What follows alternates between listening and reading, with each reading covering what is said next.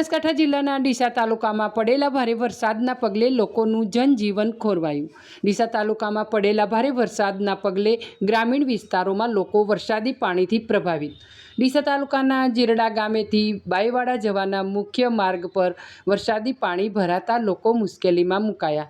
છેલ્લા 10 વર્ષથી આ રસ્તા પર વરસાદી પાણી ભરાઈ જતા લોકો મુશ્કેલીમાં મુકાય છે। ઘૂંટણસમાં વરસાદી પાણી ભરાતા પશુપાલકો અને ખેડૂતો ખેતરોમાં રહેવા મજબૂર। 50 પરિવારના ખેડૂતોના બાળકો શાળા સુધી પહોંચી શકતા નથી। વહીવટી તંત્ર અને ધારાસભ્યની વારંવાર રજૂઆત થતાં કોઈપણ પ્રકારે વ્યવસ્થા રસ્તા માટે કરાઈ નથી। ખેતરોમાં પણ વરસાદી પાણી ભરી વળતા મગફળીના પાકમાં મોટું નુકસાન। અગાઉ પણ વરસાદના કારણે આ વિસ્તારમાં બાજરી અને મગફળીના તૈયાર થયેલા પાકમાં મોટું નુકસાન ખેડૂતોને થયું હતું।